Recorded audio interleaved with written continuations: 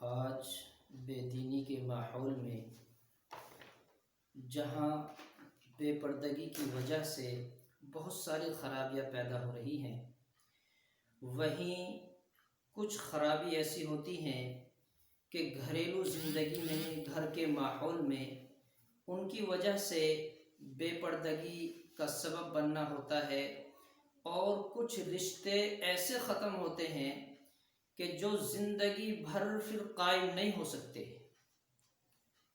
یہ صرف دین سے دوری، ماحول سے اثر انداز ہونا، دنیاوی ڈیکوریشن کو دیکھنا، دنیاوی اداکاروں پر نظر رکھنا، نبی علیہ السلام کی سنت کو پامال کرنے کا سبب ہوتا ہے، جن میں سے ایک اہم رشتہ داماد اور ساس کا ہے۔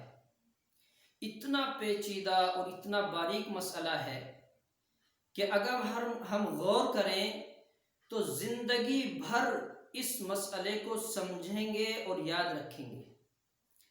بعض مرتبہ ساس بھی جوان ہوتی ہے اور داماد بھی جوان ہوتا ہے۔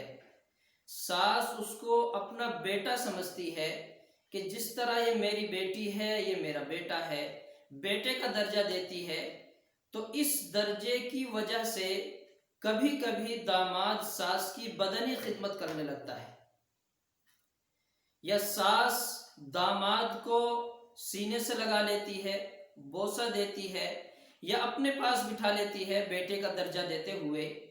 اس کے اندر کیا خرابی پیدا ہوتی ہے، ہمیں یہ مسئلہ سمجھنا ہے۔ ہمیں یہ بات سمجھنی ہے کہ قربت، قریب ہونے کی وجہ سے کیا معاملہ پیش آتا ہے۔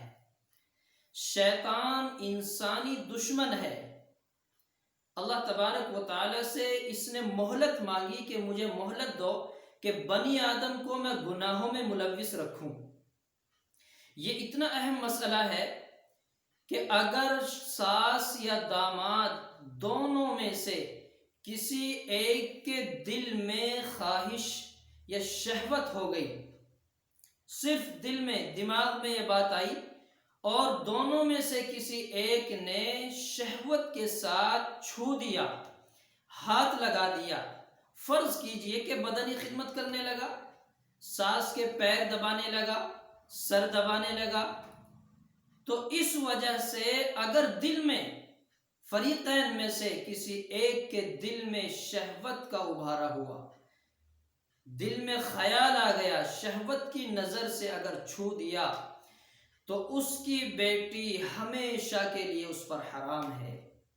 اور یہ بات بھی یاد رکھیں کہ نکاح ختم اور اس کے بعد نکاح کی کوئی شکل بھی نہیں ہے، کوئی شکل و صورت ہے ہی نہیں کہ دوبارہ نکاح ہو سکے۔ جس طرح دیگر مسائل میں طلاق دینے کے بعد، حلالہ وغیرہ ہونے کے بعد نکاح ہو جاتا ہے، اس میں نکاح کی کوئی شکل نہیں، زندگی بھر کے لیے حرام ہے۔ اس لیے ہمیں اس میں بڑی احتیاط کی ضرورت ہے۔